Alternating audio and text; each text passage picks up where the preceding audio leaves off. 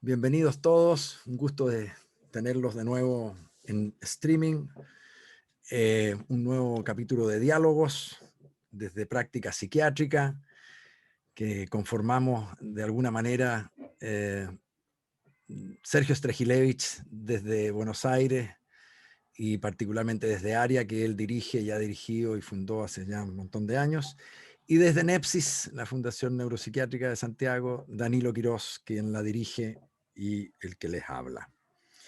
Así que estamos muy contentos de estar de nuevo acá en un tema que nos despierta cierta incertidumbre respecto de qué es lo que vamos a terminar hablando, ¿no? Porque por ahí alguien dice, pero si este tema ya lo hablamos, claro, pero siguen pasando cosas respecto de la salud mental, la psiquiatría y el COVID, y nos vemos compelidos, por decirlo así, a volver a intentar extraer alguna savia de esto, algunas reflexiones que pudiéramos compartir y pimponear con ustedes también, justamente en ese tema, ¿no? ¿Qué es lo que pasa con la salud mental y esta pandemia? ¿Cómo es que estamos yendo? ¿Cuán mal estamos yendo? ¿Cuán verdad es lo que nos dicen que está pasando?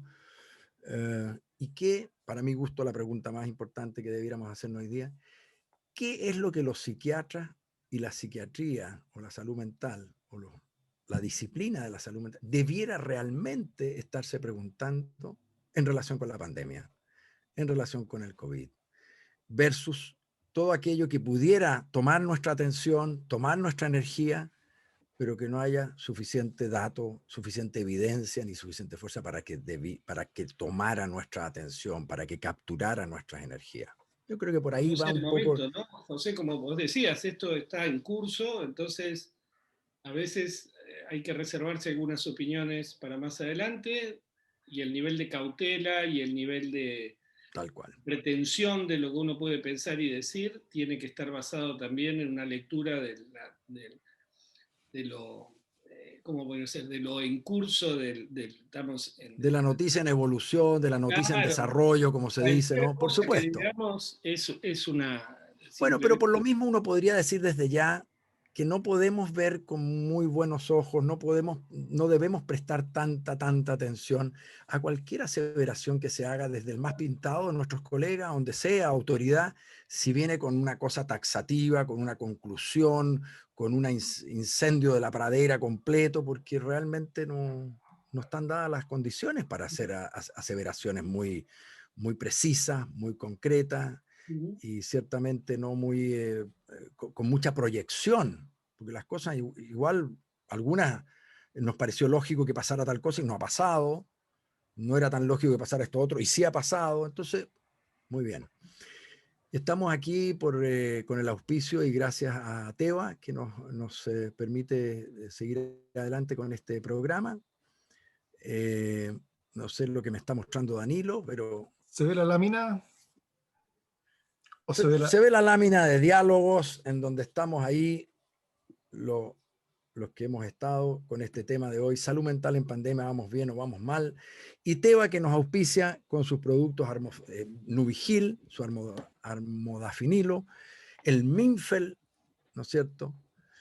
El primer fármaco de marca con liberación prolongada de metilfenidato. Si me cambias el Acicot,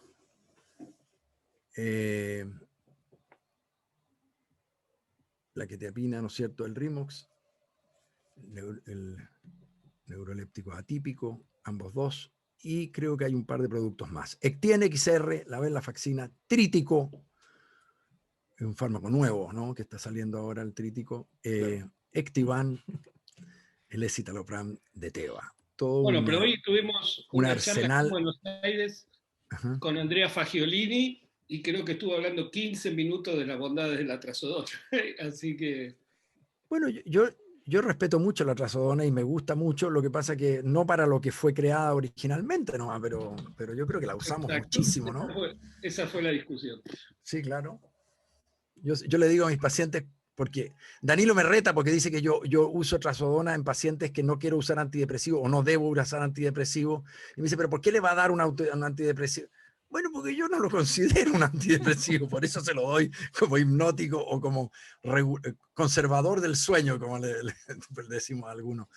En fin, pero bueno, son purismos más, purismos menos. Así que nada, vamos a intentar hablar de lo que se puede hablar, vamos a tratar de bajarle el perfil a aquello de lo que creemos que no debiéramos estar hablando o que no podemos hablar todavía, o por lo menos no con palabras tan grandes en relación a la pandemia, en relación al COVID y en relación a toda la mezcla que pudiéramos hacer con salud mental. Yo, en mi impresión, hay una temática que tiene que ver con la farmacología y COVID, que todavía falta mucha información, vamos a ver qué surge de ahí, pero ese sí es un capítulo que podría tener sentido reflexionar o analizar una vez que tengamos datos. Hay un capítulo que puede tener que ver con la neuroencefalopatía COVID, si es que existe, y las posibles secuelas que esta pudiera dejar, ¿no? Y de ahí yo creo que el tema nuestro más bien tiene que ver con qué poblaciones, dentro de todo lo que hemos estado viendo, tiene sentido que prestemos particular atención respecto del deterioro eventual de su salud mental producto de la pandemia, ¿no? La población a lo mejor de colegas que trabajan en salud o alguna otra subpoblación que podamos ir identificando, que yo creo que todavía tampoco tenemos mucho dato respecto de eso, de quienes sí sabemos que la pandemia o que el COVID está provocando un daño concreto, está provocando un aumento de prevalencia o un agravamiento de la forma en que se presenta. Todavía no, pero eso también podría ser interesante, ¿no? El tema de buscar subpoblaciones que sea menester o sea razonable prestarle particular atención. Quiero que partamos, habíamos dicho, ¿no es cierto, muchachos, que partamos con Danilo, ¿no es cierto? Danilo Quirós, ¿Sí? Vamos, partamos por... psiquiatra, experto en ánimo, director de NEPSI, bueno para contar historias, nunca tanto como Strejilevich, pero también. Adelante, Danilo. Ok, José, y muchas gracias a los 62, vamos, los colegas que valientes a esta hora de la noche, digamos, que nos acompañan, ¿ya? A ver, la motivación para seguir, porque es como una continuación de lo que vimos la vez anterior, tiene que ver con una sensación así de urgencia que tuvimos la semana pasada a propósito de que en Chile apareció en diversos medios, digamos, la tercera fue probablemente la que primero lanzó el titular el titular decía: Chile es el segundo país en el mundo en un empeoramiento de la salud mental. Así, era Felicitaciones, no sabíamos. Bien. segundos, bien. No, pero el estudio de Ipsos a nivel internacional, no es que fue un estudio hecho en Santiago. Ah, pero Acá, está muy bien. encuesta Número hizo 2, para el bien. Foro Económico Mundial. O Sí, sea, claro, muy respetable. muy respetable, uno supone, digamos, de una muy buena metodología, y que la conclusión era el medio, digamos, que lo publicó y después salió replicado en un montón de partes. Chile es el segundo país en el mundo en el cual la salud mental empeoró en ¿Y pandemia, sabés a quién un año de la ganó? pandemia. ¿Ah? O sea, el segundo que Turquía, más empeoró. el segundo que más empeoró. El campeón fue Turquía, digamos, ¿no? Así que estamos ahí con los turcos, digamos, ¿ya? ¿Quién diría los turcos? Sí. Entonces, la pregunta es, bueno, ¿de dónde sale el dato? Ipsos, y después, ¿de qué se trata el dato? Esa es una pregunta. Y vamos a ver el dato, digamos, en qué consistía, digamos. Cambio en salud mental y emocional versus un año, porque había uno que decía un año atrás y ahora, y otro que decía que lo que va del 2021, digamos, ¿ya? Pero este es el dato de donde sale la cuña en cuestión. Y la pregunta es, ¿cómo ha cambiado su salud mental y emocional desde el comienzo de la pandemia hace aproximadamente un año? O sea, esa es la pregunta, digamos. No es una escala de ansiedad, una escala de depresión, no es que le pasaron un PHQ, no es que hicieron así eh, tratar de levantar datos, digamos, respecto a qué es lo que pasaba antes, qué es lo que pasaba después, ¿no? Sino que era una pregunta que decía, ¿cómo ha cambiado su salud emocional? Entonces, el promedio mundial está acá, que era 45%, y claro, Turquía, digamos, se elevaba sobre el promedio mundial, y después venía Chile en estos porcentajes. ya 39 más 21, 61, 60% de haber dicho ahí, y que no cambia en estos porcentajes, 24% Chile y un 15% para los cuales las cosas habían mejorado, ¿ya? Entonces, el dato, la afirmación viene de preguntar una percepción de cómo ha evolucionado, digamos. O sea, ni siquiera es un dato, digamos, sobre que efectivamente si hay más síntomas ansiosos o hay problemas para dormir o hay síntomas depresivos, etcétera, digamos, sino que es la percepción de la salud mental y emocional. Y efectivamente, aparentemente somos campeones en la percepción, digamos, y en ese sentido probablemente uno podría decir que a lo mejor Chile es un país pesimista o un país que es catastrófico o como queramos, digamos. Pero de ahí afirmar lo que se afirmó en los titulares, probablemente hay una brecha, ¿ya? Y la segunda cosa que es llamativa, digamos, que es lo que muestran de la metodología. Un minuto, Sí. Danilo, disculpa. Anda para atrás un poquito. Retrocede. Otra cosa es que casi la mitad de las personas, 45%, o no empeoraron o incluso mejoraron. Digo porque es un desastre la pandemia, ¿no? Creo que no hay manera de minimizar. Se nos han muerto amigos, estamos perdiendo dinero todos. Y hay un 45% que muestra una resiliencia notable, es decir, o que está igual o que incluso está mejor. Digo, porque es otra manera de leer esto tan válida como la otra. Notablemente, 45% de la población se mantiene en buena salud mental y emocional, pese a lo estresante de la situación. Pero no es 45, ¿no? Me da la impresión que No, estamos... ya, 39 más 12 es... el global. no, Sí, no, es 55. Sí, tienes razón. Claro, el global, digamos, que es Pero es 45, cercano, tienes razón, el tienes resto razón. son 55, claro. Es notable. Fíjate que yo les hago la encuesta aquí a ustedes dos, me la hago a mí mismo, y si alguien me pregunta, porque fíjense que el problema es la pregunta, si la salud, perdón, salud mental y salud emocional, ¿de qué se trata, no? Pero a mí cuando se pregunta por salud mental y emocional, me suena a una cosa así como una majamama que al final no significa nada, o por lo menos nada muy cercano a la medicina. En fin. Pero yo les preguntaría, yo personalmente diría que sí, que me ha afectado, ¿no? ¿No les ha afectado a ustedes? A mí me ha afectado.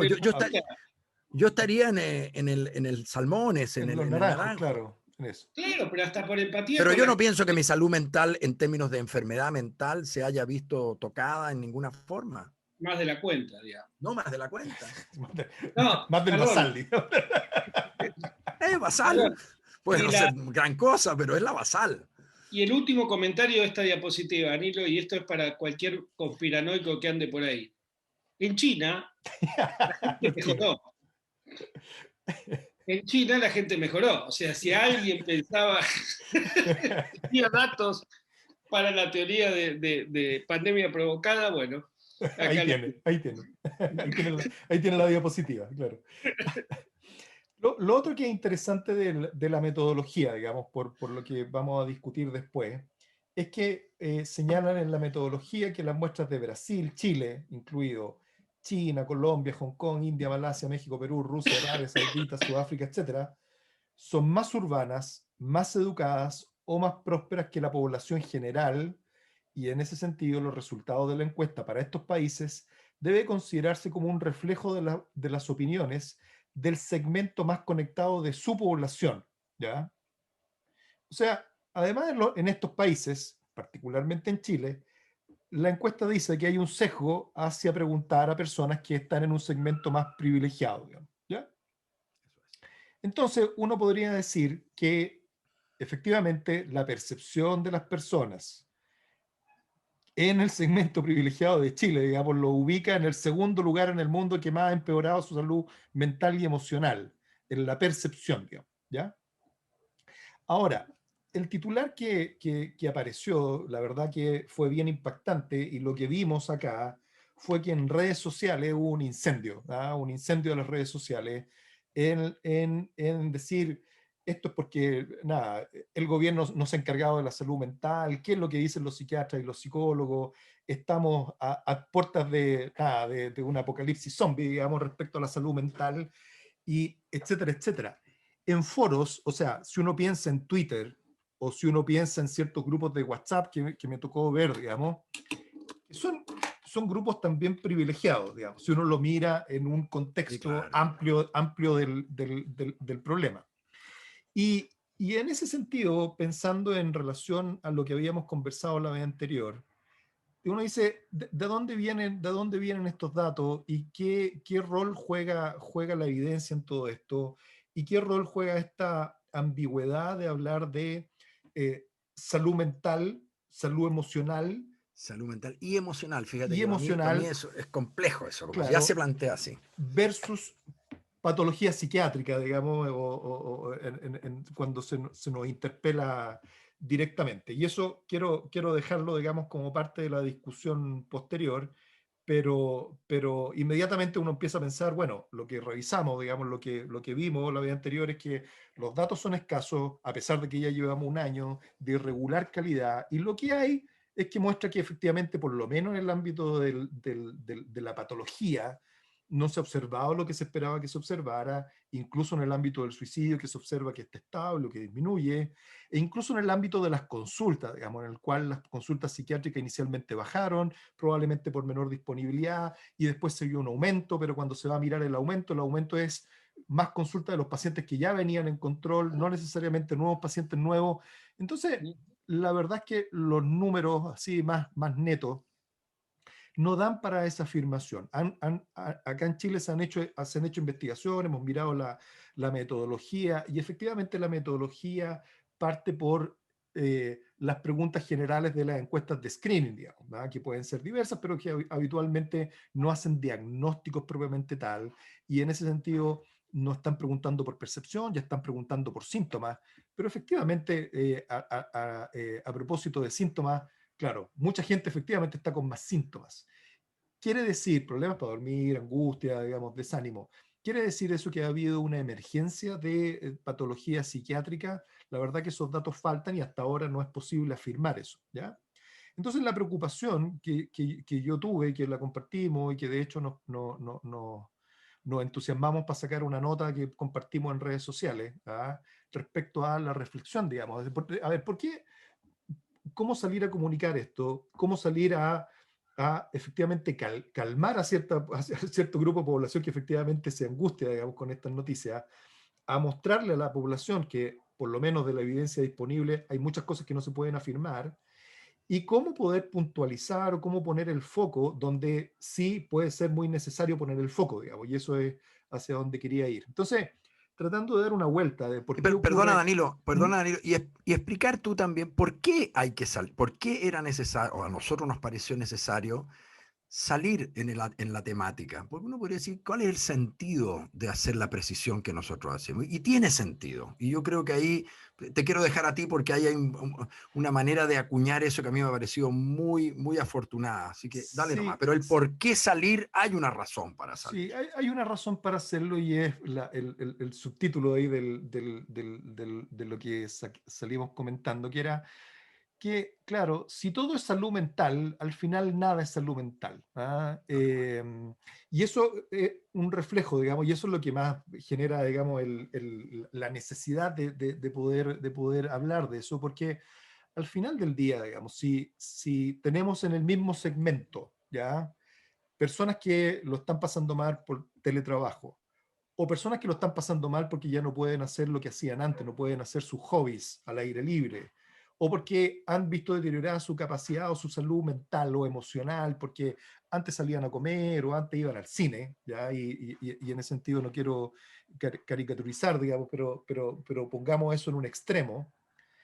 Del otro extremo, lo que hemos visto es que muchos centros de atención secundaria de salud mental han tenido que dejar de atender pacientes psiquiátricos porque cuarentena, por el desgaste del personal de salud, o han visto reducidos sus presupuestos y no tienen dinero para entregarles medicamentos a pacientes que están en tratamientos crónicos, digamos. O sea, por un lado tenemos la queja, y en ese sentido la encuesta Ipsos es un reflejo de eso, la queja de la población privilegiada de que la salud mental se ha empeorado por distintas razones, y que queremos y que el teletrabajo es terrible, y que efectivamente estar con los niños conectados todo el tiempo también es difícil, y que no podemos salir a hacer deporte o que no podemos hacer esto otro. Y por otro lado, tenemos pacientes con esquizofrenia que usan clozapina y que no pueden tener su tratamiento. ¿Por qué? No hay presupuesto, o porque no hay dónde atenderlo, o porque los dispositivos donde se atendían no están, ¿ya? Entonces uno dice, a ver, a ver, esperemos un poco, digamos, o sea, porque efectivamente si todo lo metemos en un saco, digamos, de la salud mental, lo que ocurre es que, uno, lo que a nosotros nos concierne, digamos, psiquiatras nos concierne, primero es la patología psiquiátrica, y ahí uno puede decir que es un amplio abanico, pero la patología psiquiátrica es muy prevalente, es muy frecuente, siempre es un problema, siempre hablamos del estigma, que la gente no conoce esto, etcétera, etcétera, y que efectivamente en una situación como esta, claro, van todos en el mismo saco y se vuelve a invisibilizar los problemas de psiquiatría, los problemas de salud mental que nos convocan, digamos, ¿ya? Y en ese aspecto uno puede ver cómo de manera más específica, cuando uno va a apretar, digamos, los números, que efectivamente, por ejemplo, los pacientes, como mencionábamos la vez anterior, pacientes con esquizofrenia y con trastornos bipolares tienen más mortalidad por COVID, ¿ya? Probablemente hay muchos pacientes que se han quedado sin sus tratamientos. Probablemente por los cambios de hábitos, hay muchos pacientes que han recaído en las drogas o que han desencadenado, pacientes adolescentes que han cambiado su hábito alimentario, ha aumentado o han emergido trastornos alimentarios en este tiempo, ¿ya? Pero claro, no se habla de trastorno alimentario, no se habla de trastorno bipolar o de la mortalidad por COVID en poblaciones más desprotegidas, sino de lo que se habla es que queremos salir luego porque no expanden el horario del cual salimos a correr, o que los cines debieran abrir, o que, etcétera, etcétera, digamos. Discusiones de gente privilegiada. Y en ese sentido estamos en ese grupo, digamos, ¿ya? Sí, oye, perdón, Versus... te quiero agregar. Lo que pasa es que es complejo el punto que tú estás haciendo, Danilo, y podría prestarse para que alguien diga que tú estás subestimando aspectos que pueden tener incidencia, pero ¿en qué? Ese es el punto. Ese es el ¿Sabes punto. qué? Ese es el punto. Déjame decirlo brevemente Sí, nomás, sí, sí, no, no, porque súper. yo creo que hay relaciones de pareja que se han deteriorado y hay menor salud marital porque no pueden salir esa vez que salían una vez a la semana solos a tener un poco de privacidad, porque efectivamente tenían una serie de rutinas que no sé.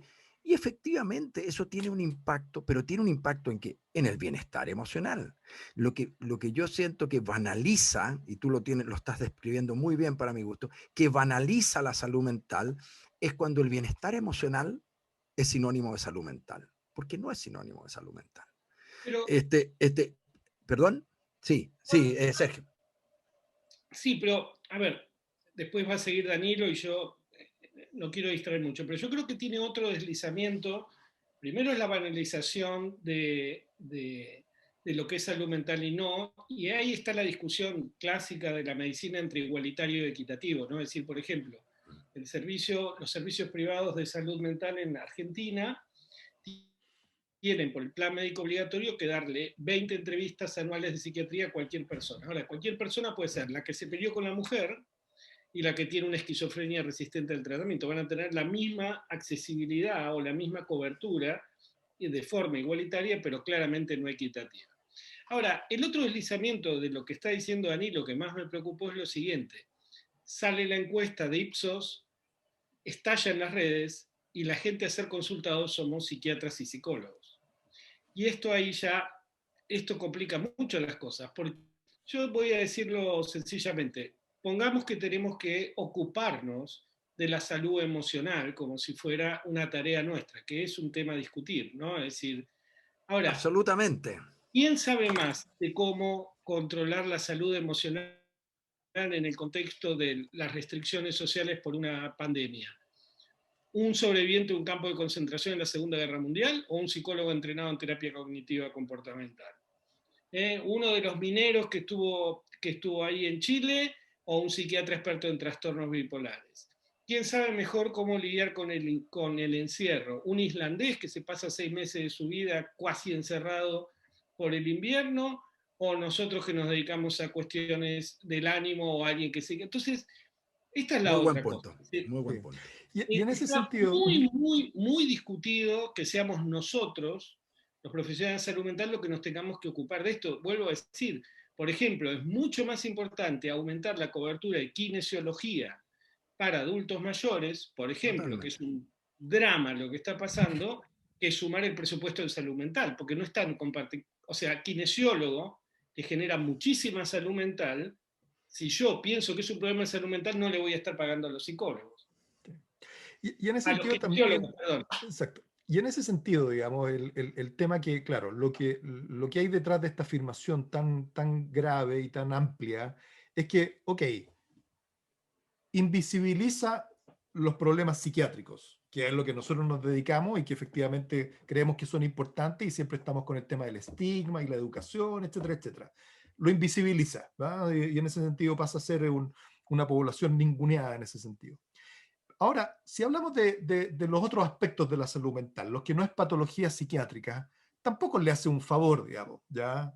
Porque tampoco pone foco en donde uno debiera poner foco. O sea, por ejemplo, qué es lo que pasa con el adulto mayor que ha estado Tienes encerrado y que razón. va deteriorado su... O sea, ahí hay un nicho, ¿ya?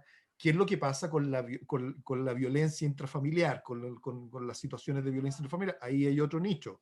¿Qué es lo que pasa con los niños que están, etcétera, etcétera, digamos, ¿verdad? ¿Qué pasa con la mujer en teletrabajo en situación Con de hijos en tener la que ser casa que con están hijos en y aumento de carga, digamos? teleeducación. Y en ese sentido, claro, ¿en qué consiste ese estrés? Porque el estrés de la persona mayor que está en cuarentena es de un tipo y lo expone a un cierto tipo de outcome, a un cierto tipo de resultado. La mujer en teletrabajo con niños en casa es otro tipo de estrés y otro tipo de outcome. O sea, la preocupación ahí es que se depriman. En el otro caso, la preocupación es que se deterioren más, ¿ya? ¿Qué es lo que pasa con el desarrollo de los niños de 6, 7 años, digamos, en una perspectiva de largo plazo y que efectivamente están ahí? No lo sé, a lo mejor va a No pasar lo algo, a lo mejor sabemos. no sabemos, pero cada segmento necesita un foco en particular para ver qué es lo que se hace, digamos. Y en ese sentido, en algunas ocasiones van a estar llamados los profesionales de la salud mental, en otras ocasiones van a estar llamados, no sé, los diseñadores eh, de entornos públicos, los kinesiólogos, los arquitectos, otra gente, ¿ah? Que no necesariamente incluso sea de la salud, digamos. Entonces, ahí la afirmación general es problemática y sobre todo cuando es tan catastrófica, porque además hay grupos que son vulnerables. O sea, como digo, en redes sociales era un incendio, digamos, ¿ah? Un incendio de que Claro. se estaba cayendo el tema a pedazos. Entonces, eso me llevó a una reflexión de por qué pasa esto, digamos. ¿Ya? Y quería poner 3 puntos que eran los que había hecho, y en ese sentido son 3 puntos absolutamente eh, idiosincráticos, digamos, son cosas para poder entre nosotros poder discutir. Uno de ellos es recomendar este libro, ¿ya? Que es un libro que es tremendo, que creo que es muy útil, ¿ah? Para todos nosotros, digamos, probablemente muchos lo conocen porque es un bestseller recomendado por Bill Gates que dice de los más importantes libros que he leído. ¿Ah? O sea, y en la bajada del libro dice Factfulness, 10 razones por las que estamos equivocados respecto al mundo y por qué las cosas son mejores que las que tú piensas. Este es un epidemiólogo, salubrista, asesor de la Organización Mundial de Salud y que se dedica a estos temas de investigación de pandemias, digamos, del ébola, etcétera, ¿ya? Y que da conferencias en distintos foros. Y una de las cosas que en la cual él se daba cuenta que en foros de alto vuelo, ¿ah? En Davos, en el Foro Económico Mundial, en conferencias donde están reunidos premios Nobel, cuando se van a mostrar cifras, por ejemplo, cifras acerca de la salud global, por ejemplo, qué es lo que ha pasado con el suicidio en este último tiempo, cuál es el nivel de educación que se alcanza a nivel global o cuál es el nivel de disponibilidad de agua potable en países pobres, y les pasa encuestas, digamos. De hecho, iba a preparar una encuesta, no alcancé a hacer eso. La mayor parte de la gente contesta peor que la chance de adivinar, ¿ya? Es decir, incluso en gente altamente educada, altamente entrenada, que sabe, efectivamente piensa de que el mundo se cae a pedazos, de que hay menos electricidad de lo que queremos, de que el mundo no tiene agua potable, de que los animales están en más riesgo de extinción de lo que pasaba hace 10 años, que más gente muere por accidente, etcétera, etcétera, digamos. O sea, si uno le pregunta cómo está, no sé, la delincuencia, digamos, en este periodo, uno dice, no, está peor, y no, está mejor, digamos, ¿verdad? Lo que pasa es que la cobertura es distinta y en ese sentido se hace más énfasis en cierto tipo de delito, etcétera, etcétera. Entonces, este libro trata de eso, trata de por qué gente inteligente, ¿ya? Que se supone que somos nosotros, que el público, digamos, por qué gente inteligente piensa que las cosas andan peor de lo que efectivamente son, ¿ya? Y bueno, no les quiero hacer un spoiler del libro, digamos, además, ¿ya? Perdona, y sin ir más lejos, nosotros hicimos la misma encuesta entre nosotros y todos pensamos que estaba mucho peor la salud mental. Lo dijimos en una encuesta Claro. que se nos preguntó. Exacto. Y no solamente pensamos que está peor, sino que lo que es peor, digamos, es que los líderes de opinión que tienen una responsabilidad sobre mostrar datos, también salen diciendo que las cosas están así, ¿verdad? O sea, esto de que lo que pasa con el suicidio, digamos, ¿verdad? Y si los Que es un tema en el especialistas que... lo están diciendo, y si los especialistas lo están diciendo, es razonable que los líderes de opinión tomen esas opiniones, pues. Exacto, o sea, he escuchado de que Chile es de los países que tiene peor salud mental en el mundo, que Chile es el país que tiene más depresión en, no sé, en todas partes. O sea, somos un país re promedio. Cuando uno mira las estadísticas de la Organización Mundial, salimos al medio, digamos. O sea, somos promedio en todo. No hay, no hay ninguna razón para decir que seamos campeones en algo, digamos. Muy promedio, ¿ya? El tema del suicidio, digamos, es particularmente revelador, digamos, ¿verdad? Que cuando uno pregunta qué es lo que va pasando con las tasas de suicidio, digamos, y efectivamente la percepción es que van aumentando, cuando en realidad las cosas van bajando lentamente, pero van bajando. De hecho, cuando hablamos la semana pasada, digamos, de los datos que mostré que no se movía o que bajaba, excepto el dato de Japón, lo que ocurría en Japón, y no mostré la curva, pero era muy interesante, porque iba bajando, y lo que ocurrió en las mujeres es que no siguió la curva de la baja, digamos, ni siquiera se vio ni siquiera en las tasas crudas se vio un aumento, sino que no se siguió percibiendo esa baja que venía, digamos. Entonces, es muy impresionante, digamos, cómo los datos, digamos, efectivamente no se toman en cuenta y efectivamente uno se queda con ciertas distorsiones. Y ahí él habla de las 10 sesgos cognitivos, digamos, que más se ven. Habla del gap, que uno efectivamente piensa en población y los pone como dos poblaciones, o como tiende uno a dicotomizar las cosas, ¿ah? Los pobres, los ricos, el occidente, el oriente, etcétera, etcétera. Y en ese sentido eso hace que uno tome distorsiones o tome valores que son extremos. La negatividad. Él dice, uno tiene que esperar que vengan malas noticias a pesar de que las cosas vayan mejor, ¿ya?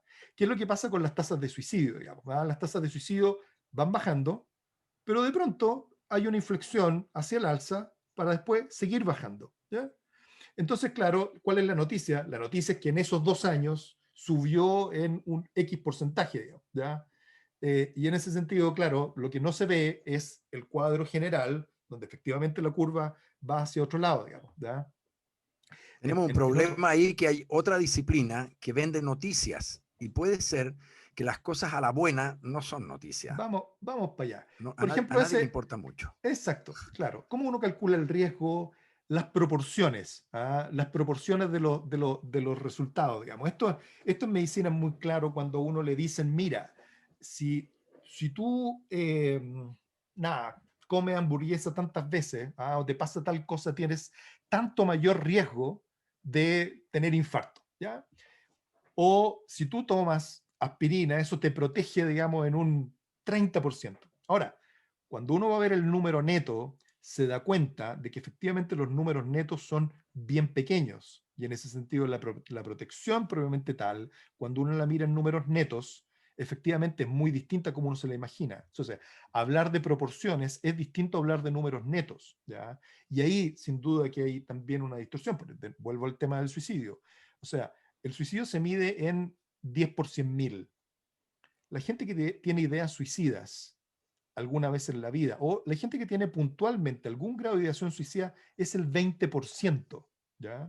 Entonces, tenemos el 20%, o sea, 2 de cada 10, que se le pasa por la cabeza algún grado, no estoy diciendo que estén planeando algo, algún grado de pensamiento negativo, y las tasas de suicidio son en 10 por 100.000, o sea, es una aguja en un pajar, ¿ya?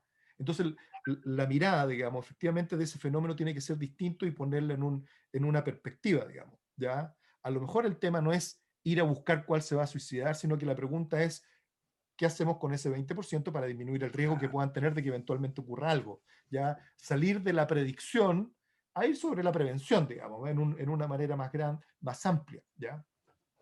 La generalización de los problemas el mirar las cosas de una cierta perspectiva, digamos. Y esto siempre pasa cuando uno va a una charla. Lo último ejemplo de esto que me tocó ver era cuando vi una conferencia por ahí en donde se habla del impacto de la crianza temprana, ¿ya? ¿Qué duda cabe, digamos? O sea, aparte de las cosas que podemos hacer para proteger la salud mental de las personas, es que los primeros 5 años de vida son vitales, digamos, ¿ya? Pero lo que uno vio, digamos, ahí en esa charla es que, o sea, si había algún problema perinatal o había algún problema durante el embarazo, si la mamá no daba pecho, si efectivamente, nada, el niño iba a ser, no, era Charles Manson, digamos, o sea, se iba a convertir en el peor ser humano, digamos, así, o sea, y eso hace muy mal, creo yo, porque uno, no pone las cosas en un contexto, en el sentido de qué estamos hablando, de qué proporción estamos hablando. Segundo lugar, se está haciendo entre medio mucha especulación sobre cosas que efectivamente son muy difíciles de medir. Y en tercer lugar, lo que yo veía es que probablemente en esa charla habían muchas colegas, muchos profesionales, muchas mujeres, digamos, que de ahí, o sea, simplemente, digamos, o sea, la culpa y el sentir, digamos, que lo habían hecho mal, digamos, toda la vida, porque sus niños, ¿qué iba a pasar con ellos? O sea, ya es difícil ser padre, digamos, agregarle culpa, digamos, a eso. Y eso no quiere decir que uno no quiera subestimar los efectos que pueda tener la crianza desde temprano, pero significa ponerlos en una proporción adecuada, sobre todo cuando hay que intervenir y de qué manera intervenir, digamos. Entonces, no transformar un Somos una foco. disciplina que tiene mucho precedente negativo en esto, que por décadas O sea, echarle la culpa a las mujeres. mandamos al infierno por madres que hacían esquizofrenia en sus hijos, digamos, ¿no? La madre esquizofrenógena o la madre refrigerador, digamos, que producía, perdón, que nacían niños con trastorno del espectro autista, el doble vínculo que era típicamente de la madre, etcétera, etcétera, digamos. O sea, hay una historia, digamos así, una historia negra de la psiquiatría de echarle la culpa a las mujeres de todo lo que le pasaba a los niños, digamos. Entonces, ya hay un antecedente de eso y efectivamente el tratar de amplificar es comprensible, digamos, que uno quiera poner un énfasis en un punto, pero también es tremendamente importante poner las cosas en un contexto de todas las cosas que puedan ocurrir y además, bueno, ¿y para qué? Bueno, también para tratar de dar soluciones, digamos, qué es lo que podemos hacer o cómo se interviene o cuáles son las intervenciones que pueden ocurrir en distintos tiempos. Una de las cosas que habla también es acerca de la culpa, de que efectivamente cuando se levantan estos temas, muchas veces para echarle la culpa a alguien, digamos, aquí fue o el gobierno que no se ocupó, o los psiquiatras que no saben hacer su pega, o los psicólogos que tampoco no saben hacer su pega, etcétera, etcétera, digamos. O sea, muchas veces se levantan estos temas con ese objetivo, digamos, de señalar culpables, ¿ya? Y la sensación de urgencia, o sea, el salir a incendiar la pradera, digamos, con un tema COVID, que es un virus de emergencia nueva con un fenómeno distinto que está ocurriendo en un año plazo, cuando probablemente estos fenómenos va a haber que describirlos en tiempos más largos, digamos, y en otros contextos, digamos. Entonces, en ese sentido, mucho más amplio. Y uno se pregunta a quién le importa que las cosas anden mal, ¿ya? Y en ese sentido, hablar un poco, digamos, respecto a que efectivamente la prensa, o sea, si necesita malas noticias, digamos, las buenas noticias no son noticias, las cosas que andan lento tampoco son noticias, se necesita un poco de Vértigo. espectacularidad, de vértigo, y eso es muy, muy, muy, muy, muy común, digamos, y todos cuando hemos ido a la prensa o hablar en la prensa, siempre nos piden, ya doctor, pero lances un número o diga una cuña, digamos, que sea espectacular. Eso por una parte. Por otro lado estamos nosotros, digamos, que profesionales de la salud mental dedicados a esto, como decía José la semana pasada, claro, tenemos un momento en que se prende la luz y tenemos un momento para poder hablar de la salud mental. Y claro, a lo mejor en ese ímpetu a veces uno comunica las cosas de una manera un poco más precipitada o un poco más amplificada de lo que efectivamente uno quiere, digamos, y efectivamente eso puede traer u ocasionar problemas. Y la versión mal pensada de todo esto, que efectivamente es traer agua al propio canal, digamos, ¿ya? O sea, efectivamente abrir un tema, ¿ya? Para tener más clientes, ¿ya? Llamémoslo en términos así, en lengua franca, como dicen por ahí, ¿ya? Lo cual, de nuevo, no lo estoy diciendo como una crítica y en ese sentido, o no lo estoy diciendo así como que, nada, moralizando el asunto, sino que efectivamente cuáles son los incentivos que pueden haber, conscientes o inconscientes de que esto ocurra. Y una tercera cosa que creo yo que es importante entender en el sentido es cómo evoluciona la medicina y la farmacopea que están insertos en el mundo del mercado, digamos, ¿ya? Y yo di recién un ejemplo, digamos, en que hablábamos acerca de el impacto, por ejemplo, de la aspirina en los infartos, ¿verdad? Que uno cree que es de este porte, la verdad que es de este porte, pero bueno, aspirina se vende para la prevención del infarto tremendamente. Entonces, nada, la industria sabe, digamos, de que efectivamente mostrar los efectos de cierta manera, sobre todo con algo que produce mucho más miedo, tiene impacto, ¿ya? Y ahí, en ese rubro, digamos, de, llamémoslo así, amplificar ciertas cosas, la verdad es que la industria farmacéutica ha tenido un rol, ¿ah? En el sentido de introducir las condiciones, todo lo vivimos en el ámbito del trastorno bipolar, que fue vedette entre el 2000 y el 2015, y ahora trastorno bipolar no existe ni en los congresos, o sea, así no existe ni en los congresos, digamos. Eh, el meter ciertos temas que se ponen de moda y bajan. Y en este momento, efectivamente, esto da una vuelta que es interesante y que es nueva, que es el rol de las agrupaciones de pacientes, ¿ya? El rol de las agrupaciones de pacientes que quieren ganar acceso para ciertas condiciones, ¿ya? Alzheimer u otras condiciones frecuentes, pero después para otra, no sé, ciertos tipos de cáncer y ciertos tipos de cáncer muy raros y otras enfermedades más raras y después vamos metiéndonos en la patología rara, rarísima, que tiene tratamientos ultra caros, ¿ya? Entonces, por un lado, se tiene en un país como Chile, digamos, que es un país en vía de desarrollo, digamos, y que tiene obviamente recursos muy limitados, que se quiere cubrir o que se hace foco en una patología que ocurre en uno en un millón y que tiene un tratamiento que cuesta millonario, el medicamento más caro del mundo en estos días, apelando a los sentimientos, digamos, y en ese sentido obviamente al drama humano, digamos, que por una parte.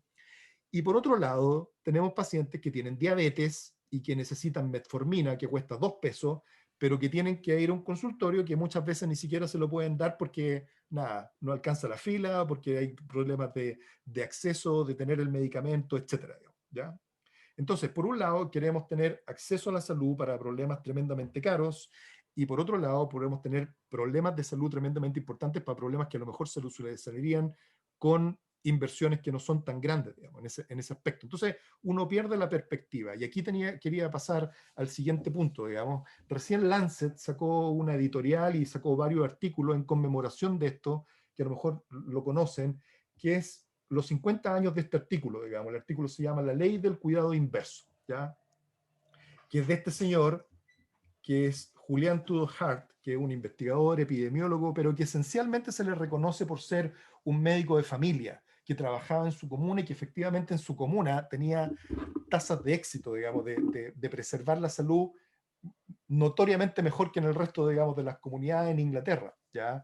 Y la ley del cuidado inverso decía que la disponibilidad de buen cuidado médico tiende a variar inversamente con la necesidad en la población servida, digamos.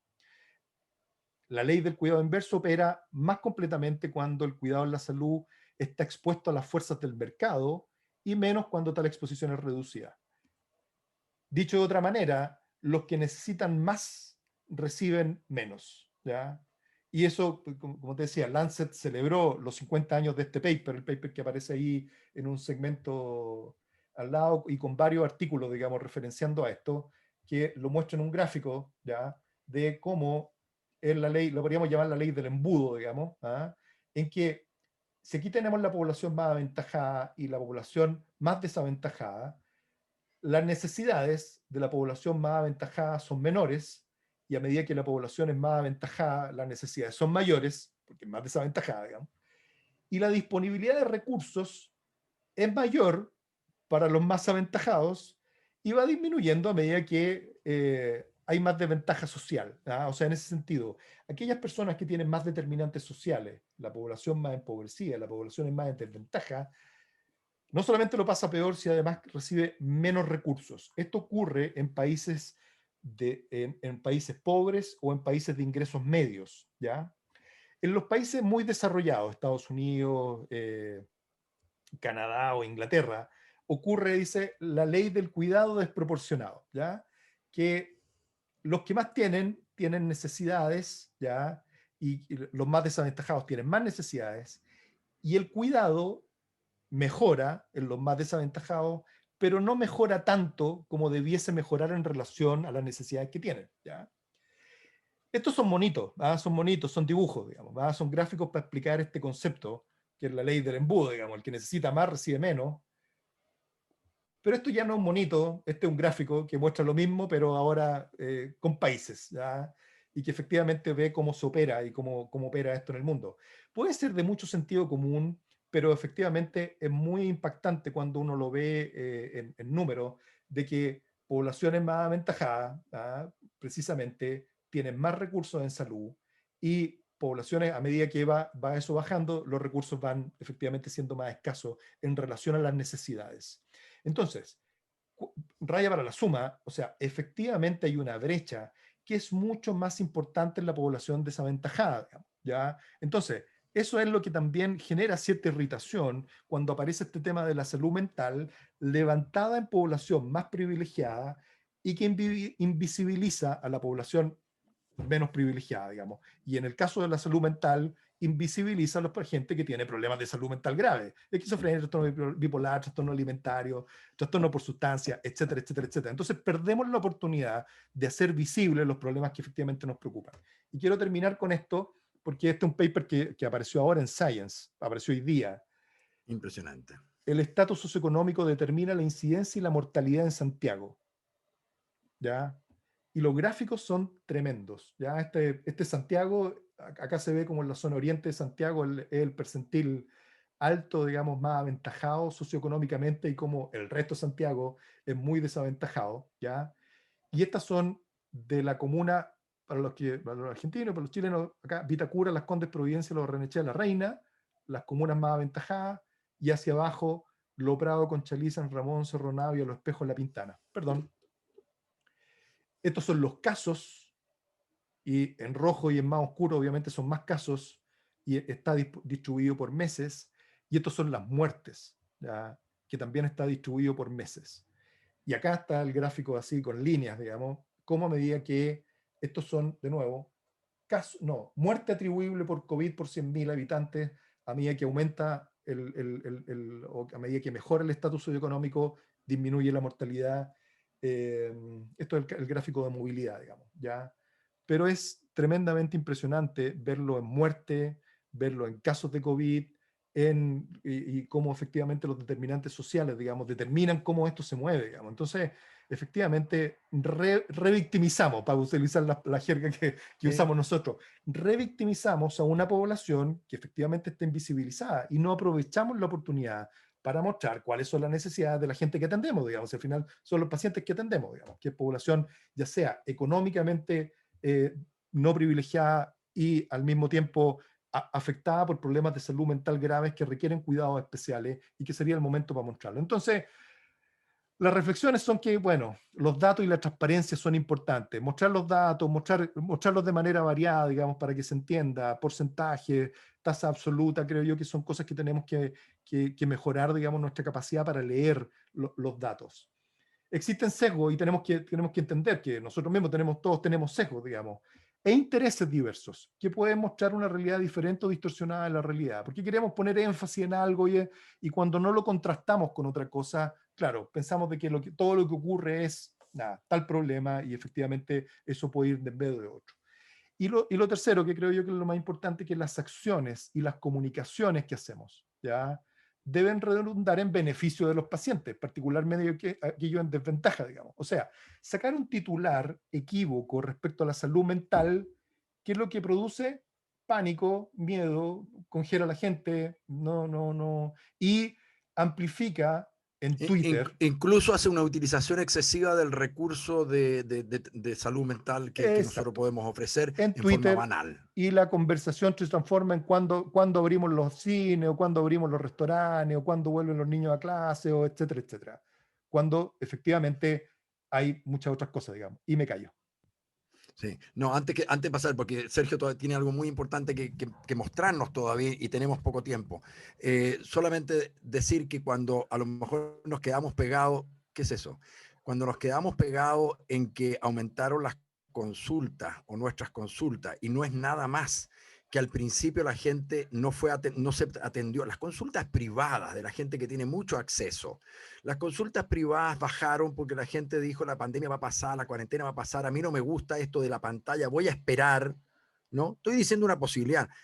Lo más probable es que cuando la gente se dio cuenta que no iba a pasar, que esto iba a demorar mucho más, tuvo que volver a atenderse y poner gran ojo sobre eso y decir, aumentaron las consultas de salud mental o están aumentando las consultas de salud mental, justamente invisibiliza que probablemente aquellas más graves necesidades en salud mental disminuyeron dramáticamente y todavía están submarinadas, todavía están sumergidas, ¿no?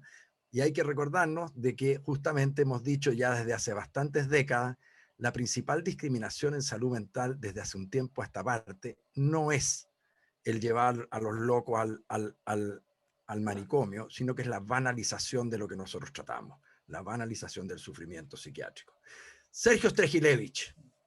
Bueno, tengo poco tiempo, pero antes, conspirando contra mí mismo, nada, excelente la presentación, Danilo, pero yo quería volver a la frase esta, si todo es salud mental, nada es salud mental, porque la otra consecuencia es que en esta forma de operar se normaliza el sufrimiento mental del que lo tiene y se patologiza el que no lo tiene. Entonces, ¿entiendes? Sí, simplemente el malestar, que es parte de nuestras reacciones emocionales normales, se patologiza, por ende se normaliza el que realmente está sufriendo en base a una patología y no una... Totalmente. Bueno, les voy a mostrar algo que en realidad yo lo vivo como lo mismo, no sé si están así, pero que me parece otra manera de... Acá es prestando atención a los datos, cómo los datos también pueden ser presentados de una manera que implica una serie de sesgos que no deberían ser los mejores. Déjenme que tengo que acomodarme acá una cosa. Bueno, lo voy a hacer lo más rápido que pueda. La primera es que todos sabemos, por lo menos los que estamos en esta charla, que el virus afecta el sistema nervioso central. Yo no voy a intentar falsear esa idea de ninguna manera. El virus ya sabemos desde los primeros casos que tiene un impacto a nivel del sistema nervioso central. Y de hecho, la manera más fácil de entenderla es la anosmia, que es parecería así uno de los síntomas bien característicos de esta pandemia. A ver, cuando uno tiene anosmia, es decir, no puede oler correctamente o distinguir los olores de manera correcta, no es que la nariz está mal el bulbo olfatorio, que es parte del sistema límbico, si quieren, esa taxonomización del sistema nervioso central. Pero es una demuestra clara, obvia, digamos, del impacto del virus a nivel del sistema nervioso central. Ahora, lo interesante es que esta no es la primera pandemia que pone en tensión, digamos, al sistema de salud mental, sino que es la pandemia del virus de influenza que generó la epidemia de encefalitis de Von Economo, está entre los orígenes de los conocimientos más firmes que tenemos en psiquiatría. Es decir, gracias, ustedes conocen la película, se descubrió el tratamiento con L-Dopa en el contexto de personas afectadas por la encefalitis de Von Economo, que era un impacto del virus de la influenza, pero también de esa manera se entendió el rol de la dopamina en la psicosis. Es decir, es fundacional, en cierto sentido, la experiencia que hemos tenido en pandemia. Así que de ninguna manera voy a banalizar lo que quiero discutir acá. Pero miren este paper, se acaba de publicar marzo 26, llama Psychiatry, cómo el COVID-19 afecta a nuestro cerebro, y está este gráfico que, o sea, el que pone una lámina de estas, algo importante está diciendo, ¿no? Sabe todo, ¿no? Y tiene todo, toda la cascada de coagulación, la cascada neuroinflamatoria, todo en Technicolor, tridimensional, etc. Cosas que efectivamente son datos, pero déjenme avanzar un poquito para que entiendan. Y acaba de salir hace 20 días que es un paper potentísimo, Fatfulness, es decir, es pleno de datos, y es una de las cosas que se viene es un estudio que va a evaluar la incidencia de patología neuropsiquiátrica post-infección de COVID en un follow-up de 6 meses. Y esto se hace utilizando el análisis de los datos de una red de registros clínicos electrónicos que se llama TriNext, no sé cómo se pronuncia, que tiene más de 81 millones de pacientes, para que entendamos hacia dónde vamos con esta nueva epidemiología de grandes datos, dentro de los cuales pudieron capturar 236.000 y pico de pacientes con infección de COVID-19 y los pudieron seguir los registros clínicos de estos pacientes por 6 meses. Y los números que detecta este trabajo está muy bien hecho, tienen 2 poblaciones control, una de enfermedades del tracto respiratorio no COVID y otra de influenza, que tiene mucho sentido, como les decía, teórico, compararlo con eso, que ya es una enfermedad que sabe que el virus es neurotropo, y los números son tremendos, que da este artículo. Que dice que básicamente el 33-34% de las personas que sufrieron COVID van a tener algún diagnóstico psiquiátrico y neurológico en los próximos 6 meses haberse contagiado, y que 13 de esos 13% lo va a tener como primer diagnóstico. Es un número tremendo. Y si analizamos dentro de esa población aquellos que terminaron en terapia intensiva, esto no quiere decir que necesariamente hayan sido respirados, pero sí que utilizaron las camas de terapia intensiva, la incidencia de todos los diagnósticos pasa a 46.5 y casi 1 de cada 4 pacientes va a debutar con un diagnóstico neuropsiquiátrico post-COVID. Y que este riesgo, este es un dato a mí me parece realmente muy interesante, se mantiene constante aún 6 meses después de haberse infectado. Realmente son números que deberían prendernos una alarma y que deben prendernos una alarma considerable, pues estamos viendo que va a haber complicaciones que van a tener características epidémicas, ¿no? Como pandémicas, como es el caso. Ahora, interrumpo brevemente, Sergio. No sé si sabes, pero me llama mucho la atención el 33, por supuesto, del paciente COVID en general. ¿Lo vas a mostrar ahí? Sí, sí, sí. Entonces, tenemos ahí mismo, ya podemos extrapolar que un porcentaje muy mayoritario de ese grupo no pasó por la UTI, ¿correcto? Porque entendemos que solo el porcentaje que llega a la UTI lo conocemos. claro, esta es la ventaja de este paper, es una de las enormes, este paper es buenísimo, yo lo voy a criticar en algún aspecto, pero este es un paper buenísimo, y como es una base electrónica de 81 millones de personas, detecta cuando una persona tiene una serología positiva para COVID, eso queda en la base de datos, y esto lo quiere decir que va a tener el sesgo de severidad que uno podría tener de los pacientes que fueron internados o que fueron atendidos en la UCI, como dicen ustedes. Ahora, lo primero que uno ve, y esto nada es la refrendación en números de lo que uno supone, que a medida que aumenta la gravedad de los pacientes, es decir, pacientes sin hospitalización, con UTI o UCI y con encefalopatía, va aumentando la edad de los sujetos. Este es un dato que quiero que recuerden porque es importante para leer lo que viene. Ven, empezamos con un 46 en el global, de edad en promedio, con este desvío estándar, y con este intervalo de confianza, y vamos a casi 68 años de promedio, es una edad muy elevada para una corte de este tamaño. Ahora, los números son impresionantes, es decir, cuando uno ve de nuevo, desglosando así, la patología, por ejemplo, hemorragia intracraneal, stroke, parkinsonismo, síndrome de Guillain-Barré, enfermedad del plexo nervioso, y esto que le quiero que le presten atención, que dice encefalitis. Ya van a ver que de hecho no es encefalitis, pero fíjense que hay un 10% de los pacientes en el total de la muestra que va a tener 10-11% que va a tener esto que acá llaman encefalitis. Y lo más interesante para nosotros es la alta incidencia de patología ya psiquiátrica.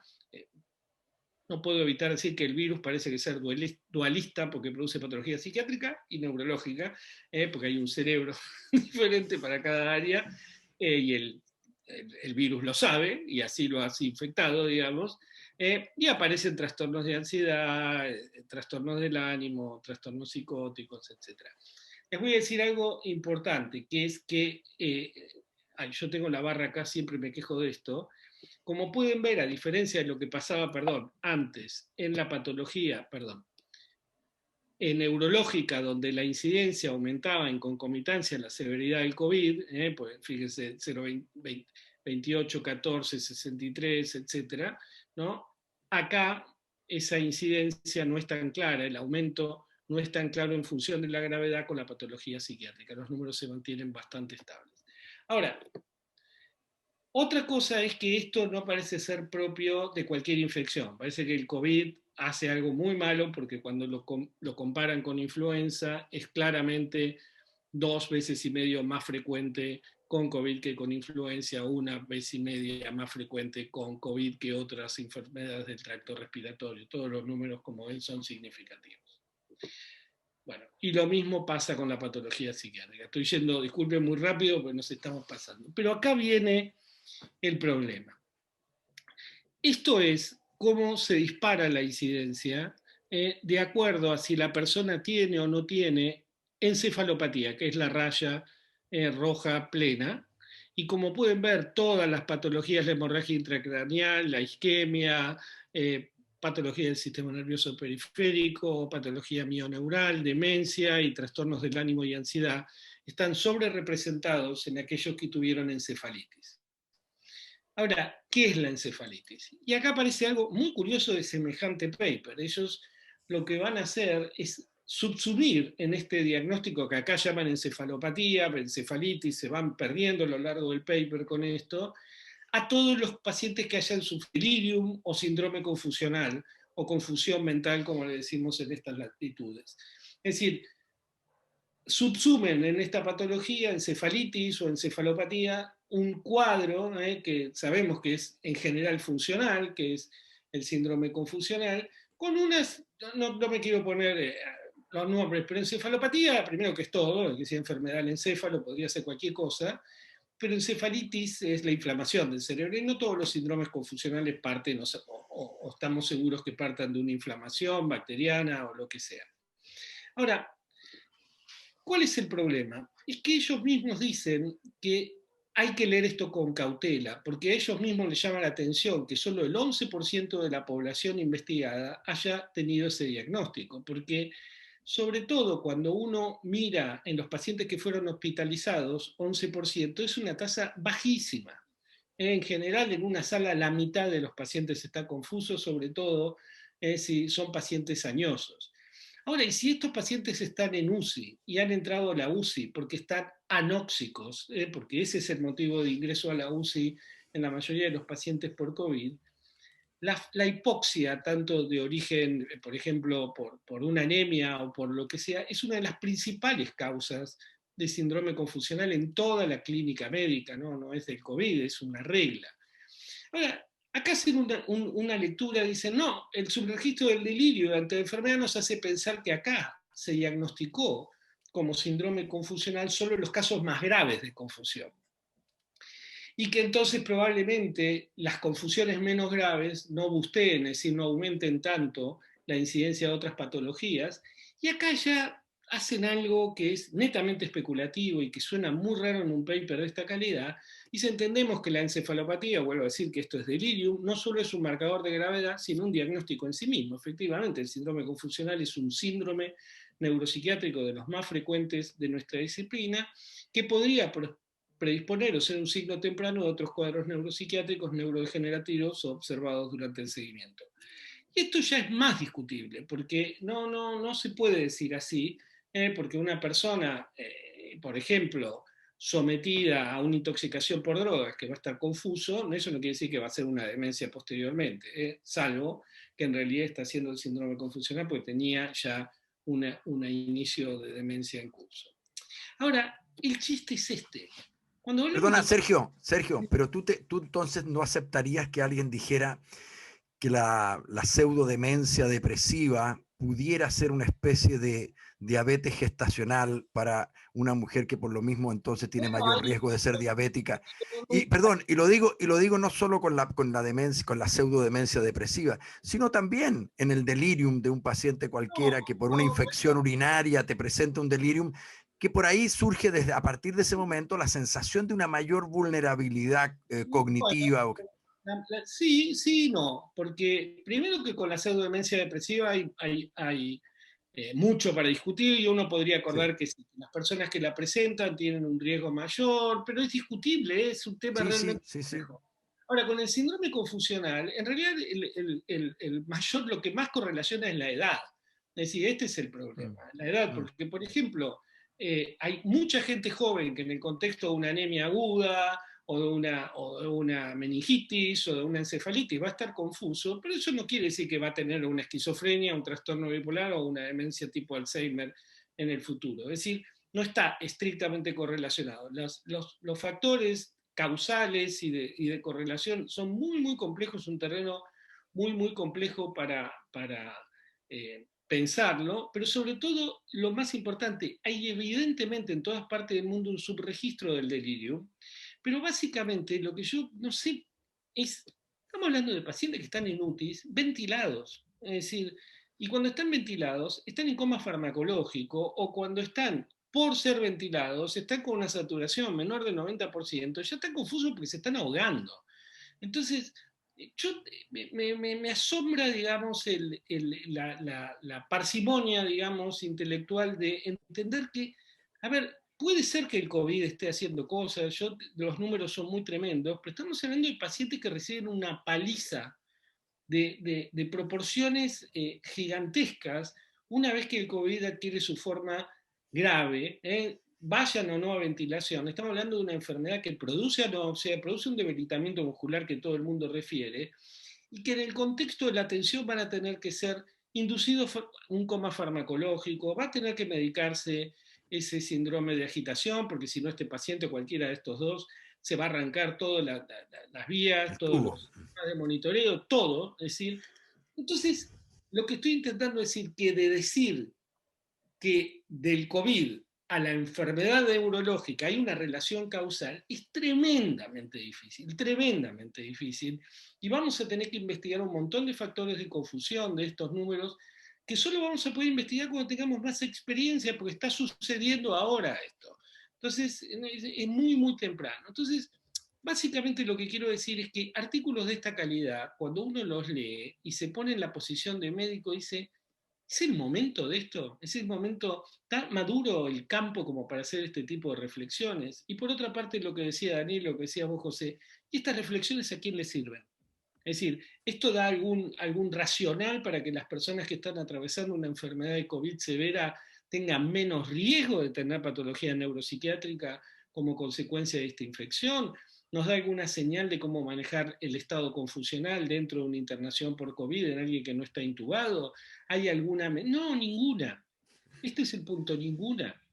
Ay, Dios Y, mío. Injuria hipóxica, conducta suicida.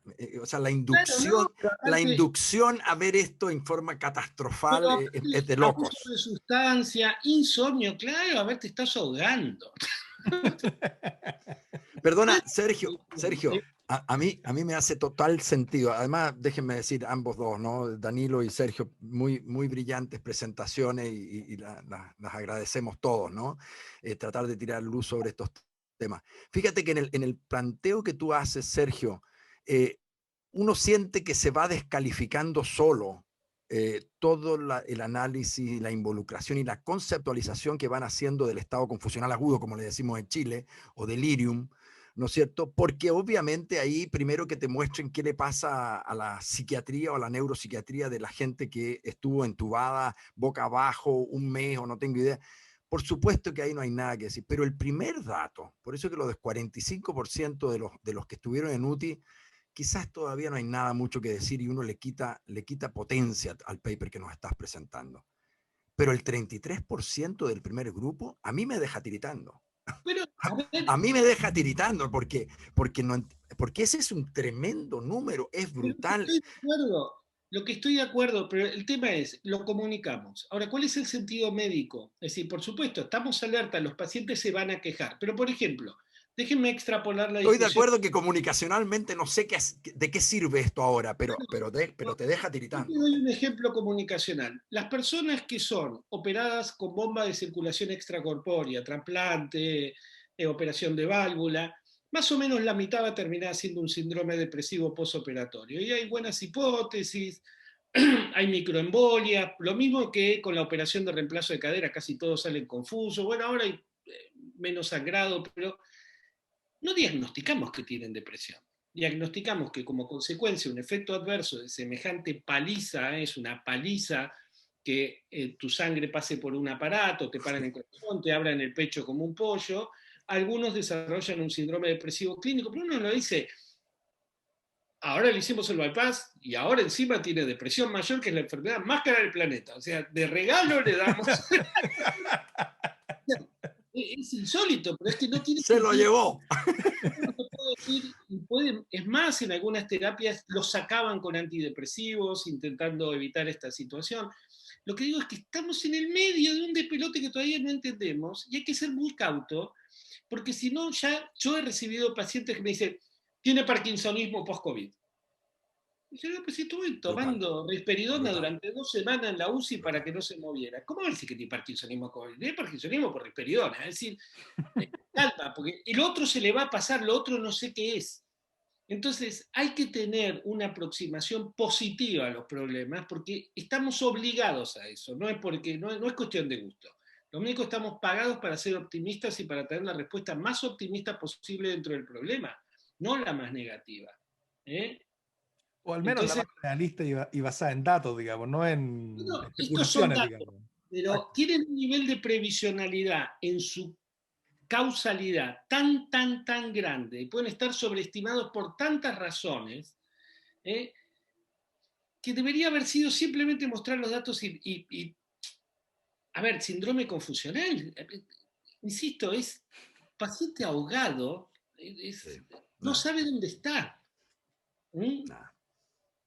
Sí, los invito a ver la entrevista que dio Danilo a 24 horas, que es muy interesante, porque sí se puede abordar estos temas sin entusiasmarnos, sin incendiar praderas innecesariamente. Se puede hacer muy bien. Yo de repente he pensado que como hemos sido siempre la salud mental, el pariente pobre de la medicina, de repente uno comprende que algún colega por ahí siente que es nuestro minuto de gloria, nuestro tomarnos con mayor entusiasmo estos resultados de encuestas como la de Ipsos, etc. Buenísimo, buenísimo Sergio, buenísimo Danilo. Yo creo que todavía hay mucho que seguir reflexionando. No va a ser la última probablemente diálogo que hablemos de este tema, que tengo que volver a hablar de este tema a lo mejor para recular respecto de cosas que hemos dicho y plantearnos ciertas nuevas evidencias que vayan surgiendo en la relación que existiría entre el COVID y la salud mental, o, por no decirlo así, y la psiquiatría, digamos, y la enfermedad mental, que es lo que más nos debiera preocupar y más nos interesa. No sé si quieren dar alguna palabra al cierre, estamos bien pasados de tiempo. Queremos agradecer al Laboratorio Teva que nos auspicia con sus productos, Nubigil, Minfel, Acicot, Rimox, Ectivan, Ectien, Trítico, el nuevo. Y eso. Danilo, Sergio, yo estoy seguro que tienen alguna palabra para cerrar.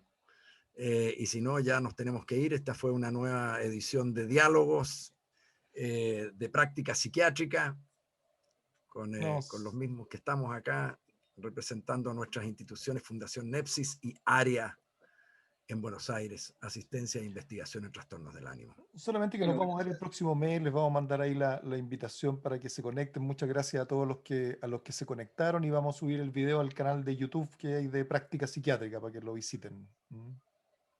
Sube también la entrevista que diste, a mí me pareció muy buena y es un ejemplo de cómo se puede hablar sin tanto impresionismo, digamos, respecto de estos temas. Bueno. Opinodemia apocalíptica. Opinodemia que va apocalíptica, exacto. Que nada ayuda. Ya pues. Bueno, gracias a los bueno, que siguen los estando. héroes que todavía hay 80 personas todavía acompañándonos, les damos las gracias. Ha sido un gusto estar con ustedes. Nos vemos el próximo mes entonces. Ya anunciamos los temas. Chao, chao. Chao Sergio. Chao Danilo. Chao. Que estén